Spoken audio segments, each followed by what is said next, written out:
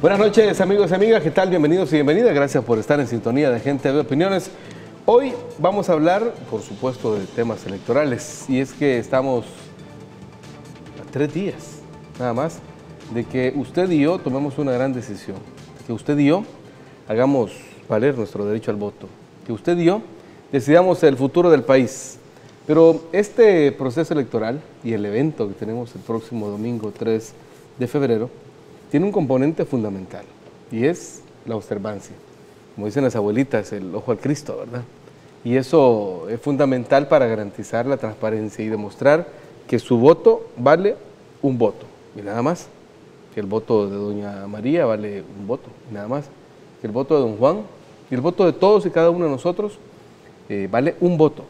Y entre todos conformamos ese padrón electoral que vamos a decidir el rumbo del Ejecutivo en los próximos 5 años. La observancia es fundamental y hoy vamos a platicar con una mujer comprometida justamente con ese proceso de transparencia que representa a Fundaspad, una fundación dedicada justamente a observar la democracia y el desarrollo social. Onidia Gómez está con nosotros esta noche. Onidia, buenos días. Buenas noches, bienvenida. Buenas noches. Ya quiero que sea domingo. Por eso el día. Sí, muy buenas noches, muchas gracias por la invitación y justamente lo que tú señalabas es importante decirlo. Estas elecciones, bueno, se caracterizan, tienen unos determinados matices, pero es importante lo que hemos avanzado en términos de observación. En nuestro país hay desde las misiones oficiales, que son misiones de observación en las que el Estado invita a organismos oficiales como la Unión Europea, como la OEA, como otros estados también que van a acreditar si van a participar, y misiones de observación internacional que acreditamos organizaciones de sociedad civil. Un sinnúmero de organizaciones de sociedad civil, de academia también, que acredita observación nacional. Entonces habemos una serie de actores que tratamos justamente de hacer eso, de observar y de velar por la transparencia del proceso. Vamos a hablar un poquito en términos didácticos, Onidia. ¿Por qué es importante tener esos mecanismos de observancia, tener esos mecanismos de contraloría, si le podemos llamar así, en los que no solo estados como países u organismos internacionales, sino también la sociedad civil le pone ese componente de verificación, de constatar que las cosas se hagan de acuerdo a la ley? ¿Por qué es importante esto? Bueno, la observación que primariamente en nuestro país era internacional tenía más que ver con que otros actores de otros países pues hicieran o dieran fe de la legalidad y la transparencia del proceso que nosotros vivíamos, ¿verdad? Nuestra democracia ha ido avanzando y es interesante el dato que la observación internacional, si bien todavía es un buen número, pero también la observación nacional ha ido creciendo. O sea, hay interés por parte de las organizaciones de sociedad civil en conocer el proceso, en observar que funcione la ley y que funcione el sistema. Porque los observadores nacionales e internacionales nos comprometemos a garantizar objetividad, imparcialidad, neutralidad, a la no injerencia en, digamos, en los temas políticos. Estamos aquí para ser garantes del proceso, para decir que se ha respetado la ley, que han funcionado los mecanismos que ya la ley establece y ya da. Hay que decir que nuestro proceso, quien lo conoce a fondo sabe que es sumamente, digamos, observado, no desde esta etapa, sino previo a. El padrón se cierra un año antes, por ejemplo. Hay una junta de vigilancia electoral conformada por los partidos políticos que verifican todo el proceso electoral. Hay además estas misiones de observación, tanto internacional como nacional.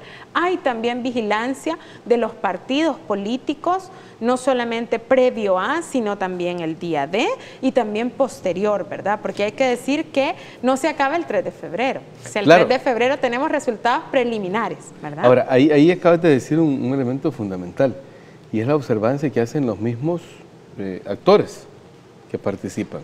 Correcto. Es decir, eso lo vuelve ultra, y voy a utilizar una expresión quizás de la cipotada, ¿verdad? Ultra archirrequete contra celosos. Es decir, los representantes de los partidos políticos son muy celosos de que esto se desarrolle como debe ser. Claro. Y si no, ponen denuncias o hacen público bueno, ya hay mecanismos como pueden hacer ellos. Ya la ley establece, digamos, los tiempos, los periodos, los mecanismos para que si un partido político no se siente conforme con el resultado, pueda acudir a determinadas instancias para poderlo señalar. Pero además de toda esa observancia que tú ya señalas, existimos los observadores nacionales e internacionales, porque también hay que decirlo, algún ciudadano puede decir de repente, bueno, pero se ponen de acuerdo y entonces... Sí, son los mismos partidos, pero entonces lo arreglan rápido. Y ahí está. Por eso existe la observación nacional e internacional para verificar que efectivamente esos actores que son parte del proceso cumplan el papel que les corresponde. Por ejemplo, que todo lo que pase en las JRB, quienes son, digamos, quienes tienen el papel de determinar si un voto es válido, si se impugna, si se anula, no son los vigilantes de los partidos políticos, son los miembros de JRB que son ciudadanos, una parte acreditados por el Tribunal Supremo Electoral, sacados en un proceso de lotería, y otra parte que han sido a propuesta de todos los partidos políticos, no solo de unos o solo de otros, sino de todos los que están en contienda, que los capacita el tribunal, que son los que conforman la JRB. Entonces, ¿cuál es nuestro papel? Observar que lo que esté en la ley se cumpla. Por ejemplo, que se respete la autoridad de las JRBs el día D, que se instale adecuadamente los centros de votación, que solamente ingresen a los centros de votación el personal debidamente acreditado previo a que el centro de votación se abra a la ciudadanía, ¿verdad? Después pueden hacer ingreso los ciudadanos que van a votar. Pero ya los de la Junta Receptora de Voto ya están instalados. Correcto, pero ya están instalados todos los... Y hay que recordar que no solamente hay juntas receptoras de votos, también participa Fiscalía General de la República, Procuraduría de Derechos Humanos, Policía, y además también los observadores ingresamos a las 5 de la mañana justamente para verificar que todo el proceso, digamos, sea transparente. Eso es lo que la observación da, ¿verdad?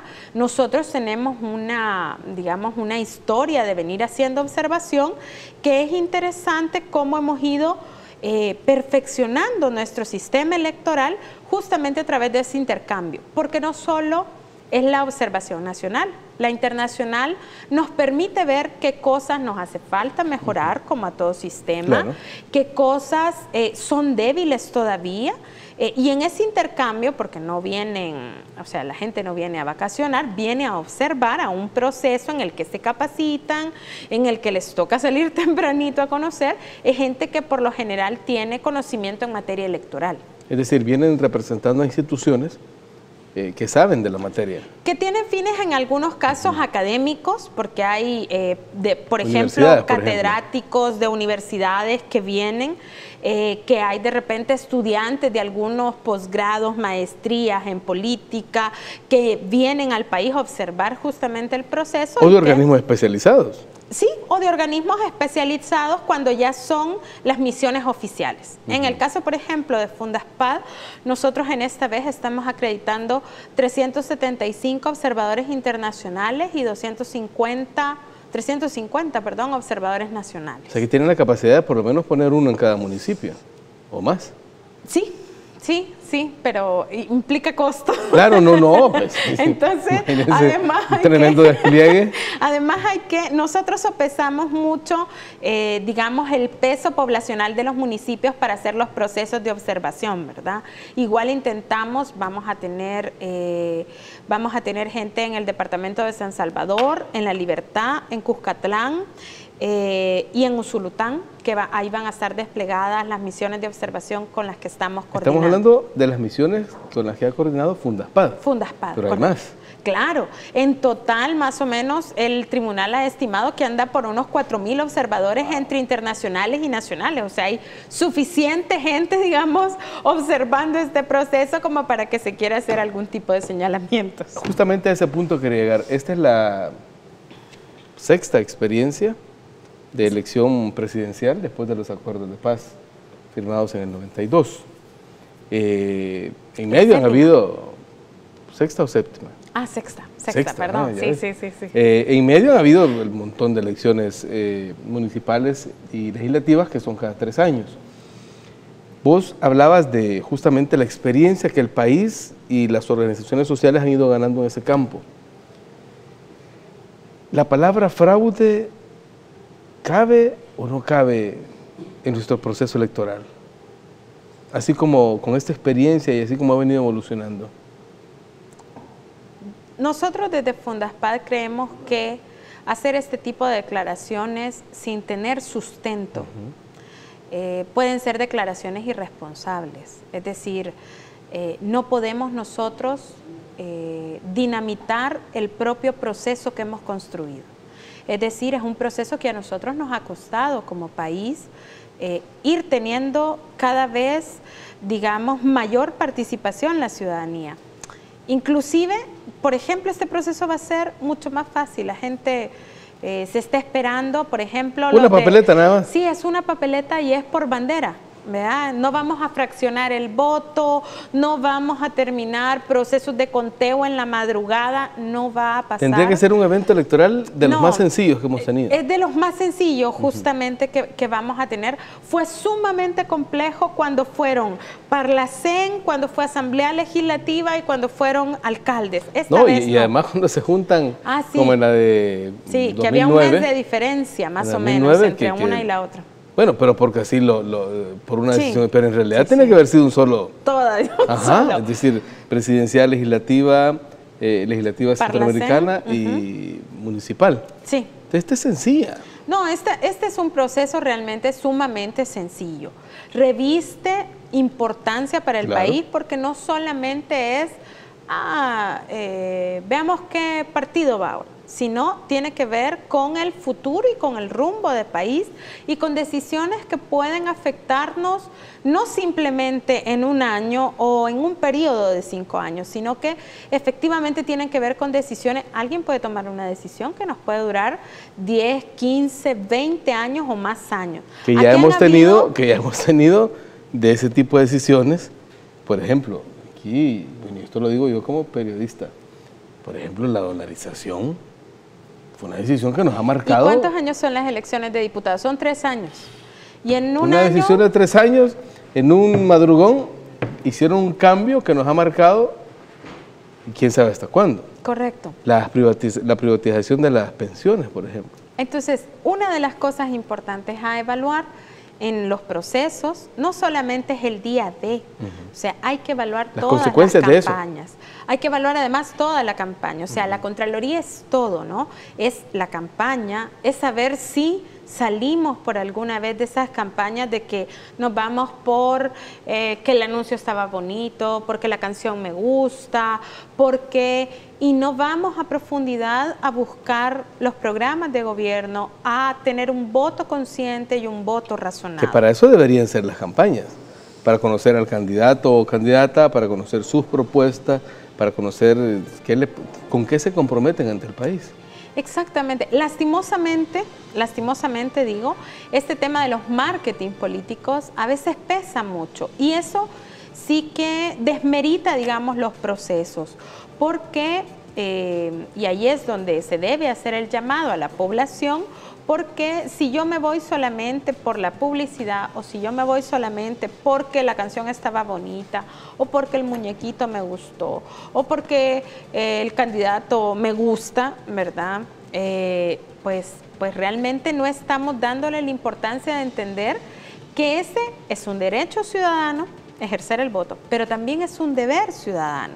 Un deber porque nosotros definimos quiénes serán nuestros representantes por los próximos 5 años y cuál es el rumbo que el país va a tomar. Entonces es sumamente clave que nosotros hagamos uso de ese voto consciente, de ese voto razonado, de ese voto pensado, no con la emoción. No estamos... Con el cerebro más que con el corazón. Con el cerebro más que el corazón. No es una cosa de relaciones personales o de otro tipo. No vamos de compras. Vamos a elegir el proyecto de país. Y en ese sentido, la observancia, en este caso que hacen ustedes como ciudadanía, es determinante. y está garantizada, ¿cierto? Nosotros lo que hacemos en este proceso es observar, hay que decirlo, es importante, nosotros nos comprometemos con el tribunal a ser imparciales, a ser neutrales, a ser objetivos, a observar que todos los actores funcionen, que todos los mecanismos además funcionen. Inclusive no solamente observamos adentro de los centros, sino también afuera de los centros, porque por ejemplo hay un tema de silencio electoral que tiene que respetarse. Que tiene que respetarse, que los partidos y los candidatos deben de respetar. Hay una ley seca, ¿verdad?, que también debe respetarse, debe también de garantizarse, y todas las cosas que nosotros vamos observando, los 50 metros fuera de los centros de votación, por ejemplo. Que no hayan distintivos de partidos políticos. Que no hayan distintivos de partidos políticos ni incitaciones al voto en el día de. O sea, son una serie de cosas y de mecanismos que nosotros observamos y que creemos. Nosotros emitimos 3 boletines. Uno a las 10 de la mañana, uno a las 2 de la tarde, uno a las 6 de la tarde, donde vamos dando cuenta. Hablemos del de las 6 de la tarde, porque tengo poco tiempo. El de las 6 de la tarde tiene que ver con que se respete el proceso de conteo.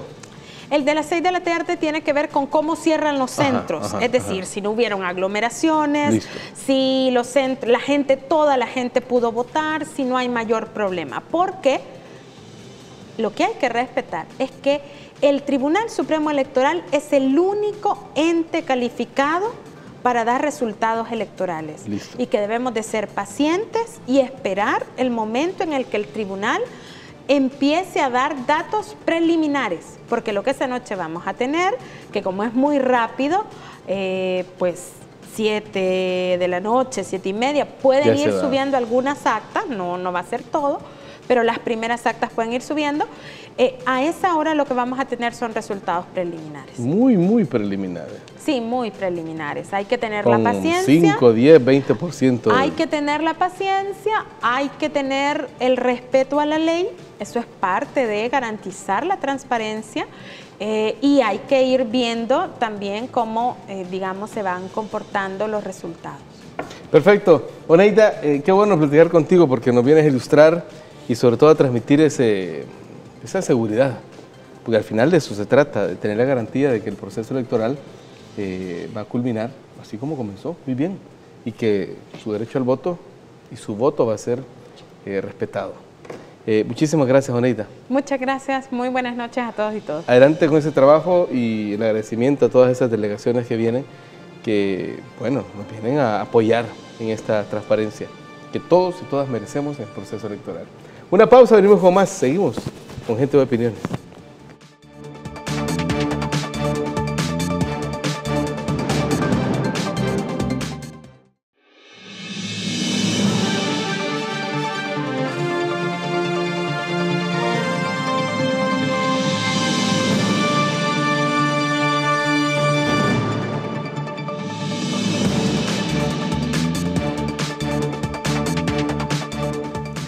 Seguimos con más de Gente de Opiniones, y es que el tema electoral es un tema, bueno, es hoy por hoy el gran tema, porque estamos frente a una gran decisión como país, un gran desafío, y es importante conocer a quienes están haciendo un trabajo importante que tiene que ver con el rumbo que tiene que tomar el país en los próximos 5 años. Esta noche me acompañan, después de que hablemos con Oneida, 3 hermanos salvadoreños: Idalia Zúñiga, Moisés Rivera, a lo mejor somos parientes. A lo mejor. ¿Quién quita? Y Laura Laínez. Ellos son representantes de Fuerza Ciudadana, una organización que está velando porque el futuro del país esté lleno de transformaciones sociales, esté lleno de un rumbo que privilegie a la gente, que privilegie a los más desposeídos, aquellos que antes eran vistos así con el rabo del ojo y eran ignorados. Excluidos. Excluidos, esa es la palabra exacta. Hoy estén en un papel protagónico dentro de las decisiones y las políticas que toma nuestro país. Así que quiero darle bienvenida. ¿Con quién comenzamos? Idalia, Moisés, Laura. Con Moisés. Moisés, bueno. Aquí no hay aquello de que primero la dama, no, primero el que tiene que ir primero. Moisés, contanos.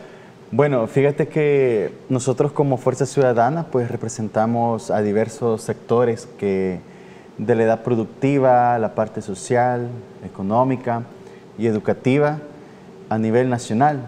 Esto ha implicado que en estos 4 meses de campaña que justamente el día de ahora a medianoche finalizó, hemos endosado primeramente de articularnos porque creemos que la única manera para poder garantizar el gane en primera vuelta es que todos los sectores populares, y justamente lo que tú mencionabas, especialmente aquellos sectores que históricamente han estado excluidos en este país, como el tema de mujeres, el tema de juventud, el tema de la diversidad sexual, y así te puedo ir mencionando otros sectores. Los pueblos indígenas. Los pueblos originarios, por ejemplo, ¿verdad? Que históricamente han estado excluidos dentro de las políticas públicas que el Estado les compete, y no digamos ese capítulo oscuro que el país vivió en esos 20 años de gobiernos de partido de derecha. Y en este caso creo que fue necesario habernos sentado y definir una ruta política. Y en este caso, pues con la nominación de parte de Hugo y Karina como la fórmula presidencial del FMLN, vimos a bien a endosar nuestro apoyo. Y nuestro primer apoyo fue aportar a la construcción y elaboración de ese plan de gobierno. Ahora, ahí me gustaría detenerme un poquito, porque hace unos momentos platicábamos con Oneida, hablamos de las campañas. Y bueno, aquí coincidimos en Gente B, que las campañas sirven para conocer al candidato, sus habilidades, sus conocimientos, sus destrezas, su postura política, todo un sinfín de cosas que conforman a la persona, al ciudadano, pero además para conocer con qué se compromete ante el país, y eso significa el plan de gobierno. Correcto. El plan de gobierno, estimada ciudadanía, representa la idea política, el rumbo, la visión que un determinado candidato va a administrar en los próximos 5 años cuando esté en casa presidencial.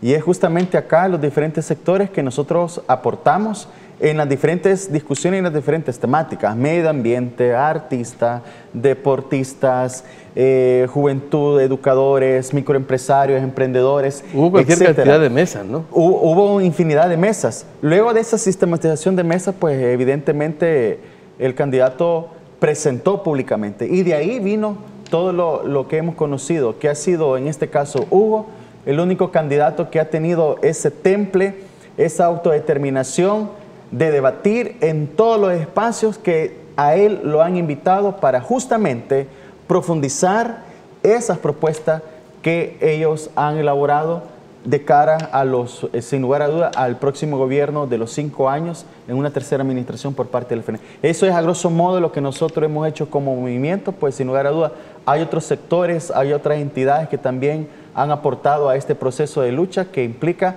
conquistar y retener lo que se ha logrado en estos 10 años de administración por parte de un gobierno de izquierda representado por el FMLN. Y Dalia, al hablar de ciudadanía, hablamos del fin principal que debe tener cualquier gobierno. En este caso, ¿por qué ustedes creen que al analizar todas las propuestas, bueno, 3 en realidad, primero llegó la del FMLN, luego bien tarde llegó la del partido Gana y luego llegó la del partido Arena. De Vamos, desafortunadamente no conocimos una propuesta como tal. Al analizar las 3, ¿por qué ustedes concluyen que la propuesta que hace Hugo y Karina es la que se apega más a ese principio de la ciudadanía? Bueno, es correcta la propuesta del ingeniero Hugo Martínez y de Karina Sosa, porque está englobando, como decía Moisés, ha recogido, ¿verdad? Ha recolectado la información de los diferentes sectores, y eso es muy importante porque no hemos quedado excluidos, sino que somos parte, nos sentimos parte de ese programa, de esa propuesta de gobierno del ingeniero Hugo Martínez y de Karina Sosa. Y precisamente porque los demás candidatos no nos están proponiendo nada al respecto con el fin, ¿verdad?, que es la persona, las mayorías, las grandes mayorías, que son el pueblo salvadoreño. los diferentes sectores, están representando a un sector que los está financiando, ¿verdad? Entonces ahí se han quedado vacíos. Y nosotros respaldamos porque consideramos que no es posible que acá en el país se dé un retroceso, ¿verdad? O que saltemos al vacío, como dice Hugo. Precisamente porque hemos visto los avances en estos 10 años de todo lo que se ha hecho, ¿verdad? En el gobierno y en todos los sectores, por ejemplo en el sector educación, que ha sido uno de los sectores más grandes en el país en términos de que ha habido mayor cobertura, ¿verdad?, en educación, que se le ha apostado más a los programas sociales y que vienen a beneficiar a las grandes mayorías, ¿verdad? Entonces, vemos precisamente también en el área de salud, en el área de los veteranos, de la agricultura, de los emprendedores, pero yo quizás también me quiero detener un poquito para hablar un poco sobre los avances en términos de educación. Y estoy hablando en esta semana, ¿verdad? ¿Qué es lo que hemos tenido?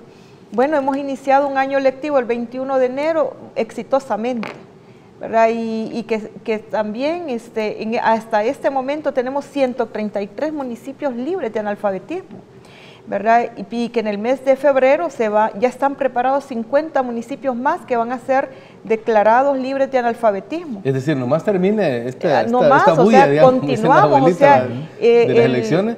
Van a ser 183. 183 municipios. Imagínate todo el rezago en el que estábamos históricamente, ¿verdad? Porque tal vez para las personas de otros países como europeos pueden decir, bueno, pero eso no es significativo. Para nosotros sí significa bastante sacar a estos municipios y volver ya libres del analfabetismo, ¿verdad?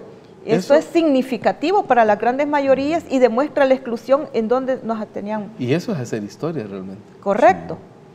Entonces, pero también este año escolar se ha iniciado con mucho éxito, porque se han entregado 23.000 computadoras a nivel nacional, ¿verdad? Y con esto ya son más del 90% de escuelas que ya tienen su centro de cómputo.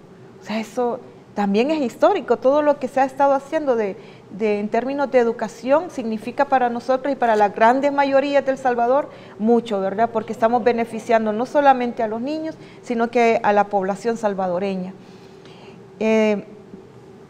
Pero también, hasta esta semana, ¿verdad?, terminamos que el 98% de los paquetes escolares, o sea, ese paquete de útiles escolares han sido entregados el 98% a nivel nacional.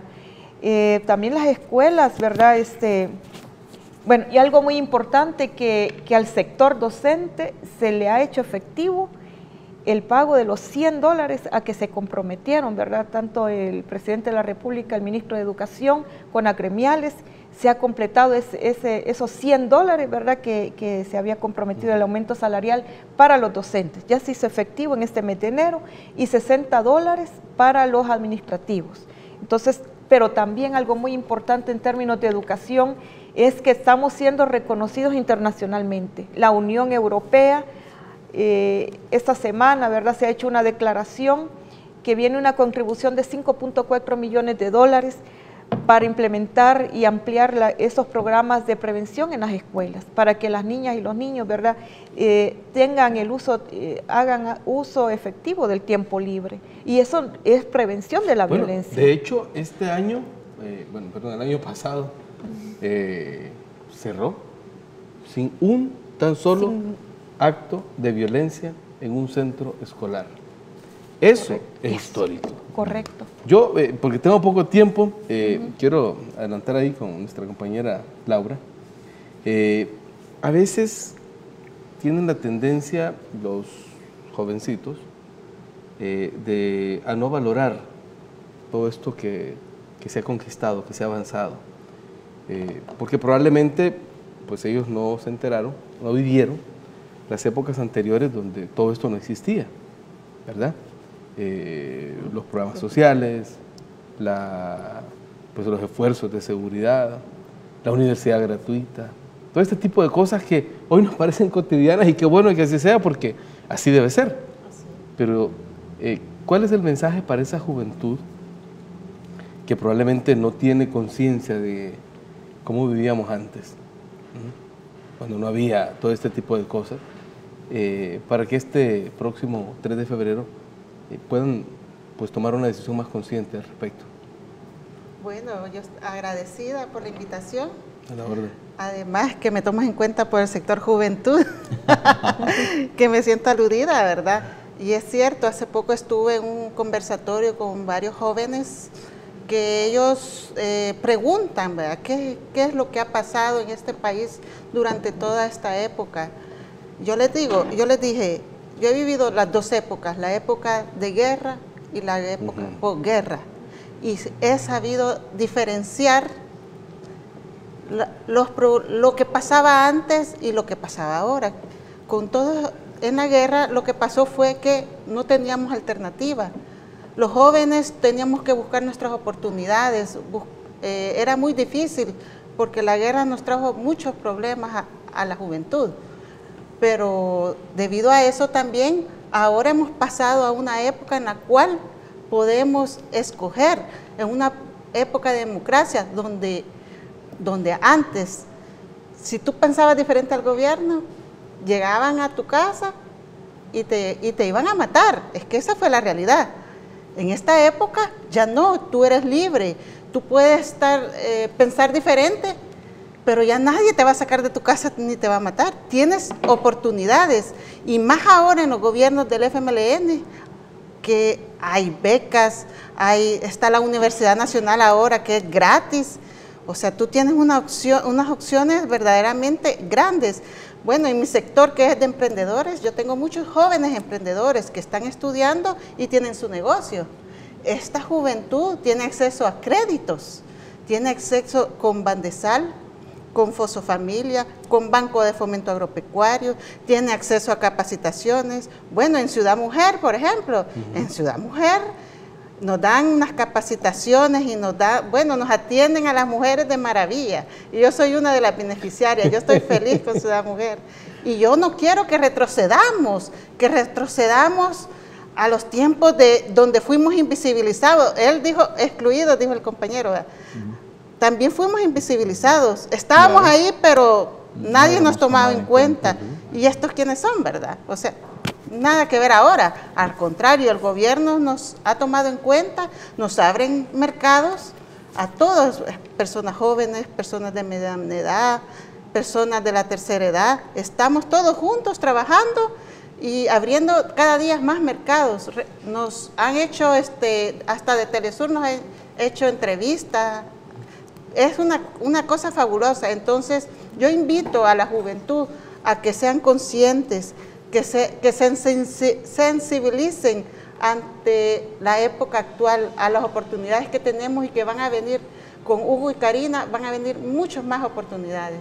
Vamos a hacer una pausa y cuando regresemos, les voy a pedir así que brevemente veamos hacia el futuro y nos proyectemos a El Salvador que queremos. ¿Les parece? Sí. Okay. Una pausa, venimos con más.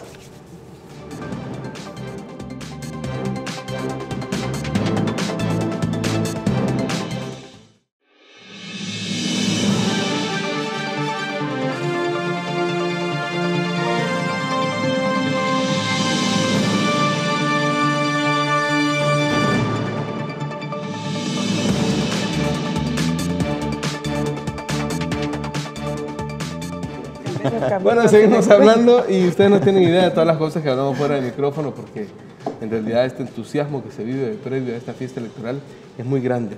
Les voy a pedir que nos proyectemos al futuro, como les dije.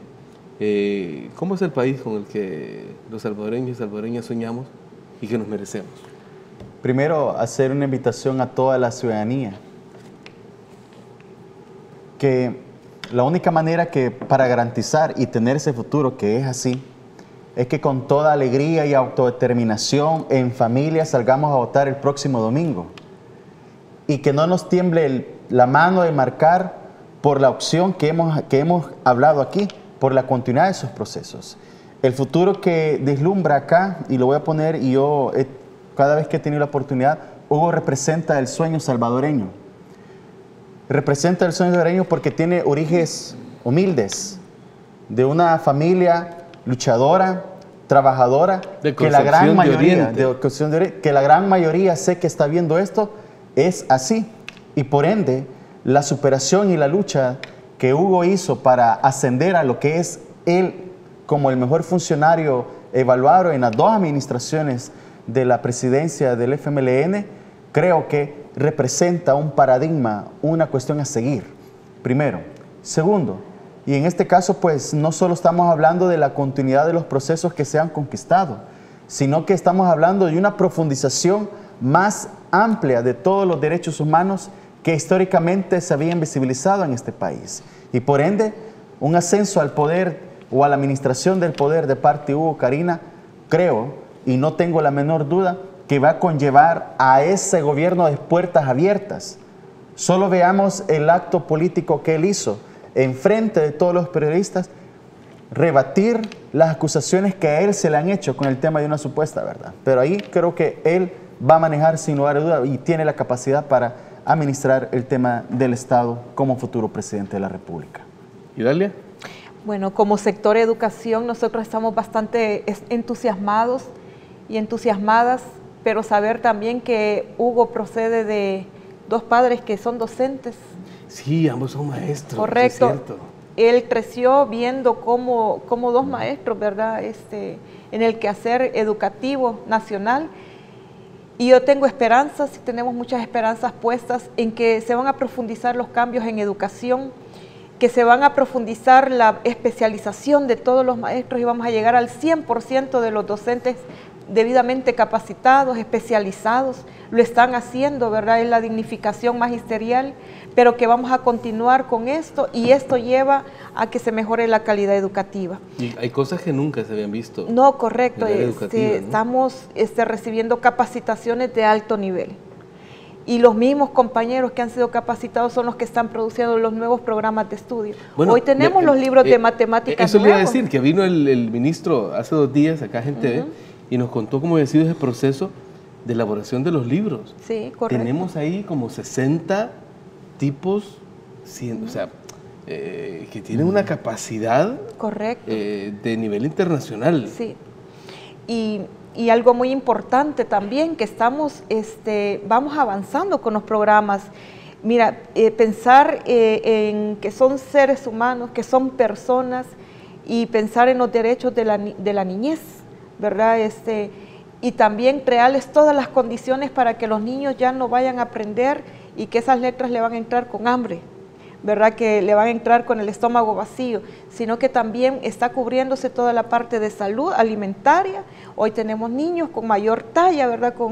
Pero ¿qué va a pasar cuando ya llegue Hugo y Karina? Estos programas se van a incrementar, se van a profundizar. Los paquetes escolares también, él está hablando de la ampliación de los paquetes escolares. Y por supuesto la dignificación magisterial, porque él ha mencionado de que nos va a dar, vamos a tener acceso a la pensión pública, ¿verdad? Entonces eso es muy importante.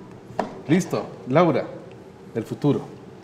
Bueno, como Fuerza Ciudadana, como mujer, como sector emprendedor, estamos sumamente optimistas y felices de nuestro futuro con Hugo y Karina aquí en El Salvador. A partir del domingo, que vimos toda esa cantidad de gente que llegó y que estábamos ahí presentes y lo vimos y que nadie nos contó la historia. No fue por redes sociales ni en un Facebook Live, como pregrabado. acostumbran algunos, o pregrabado. Así es, ese día fue, bueno, lo mejor que nos pudo haber pasado a nosotros los salvadoreños.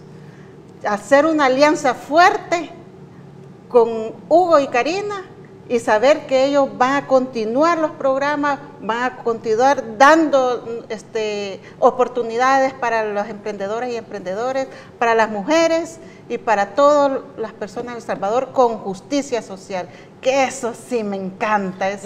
Y eso me encantó, que el candidato hizo una definición ampliada de qué significa justicia. Esa fue una de las cosas medulares de esa aparición en público, de ese discurso, porque al final eso es lo que queremos todos y todas, ¿no les parece? Correcto. Sí, la Justicia. inspiración, la continuidad de Justicia todo social. lo que se ha hecho. Sí, y justicia son los zapatitos, dice justicia, es que Las los pensiones. campesinos tengan Sus el paquetes. agro reactivado, justicia es que los jóvenes tengan oportunidades. Esa parte creo que fue magistral, definitivamente. Quiero agradecerles a los 3 por estar aquí y compartirnos estas Muchas opiniones gracias ciudadanas. por el espacio. Gracias al canal por la oportunidad de vertir aquí nuestras opiniones, ¿verdad? Sin lugar a dudas. Gracias por la invitación. ¿Listos? Y Y a ustedes que están ahí en su hogar, quédense con Gente Ve. Hay más para todos y para todas. Pasen buenas noches.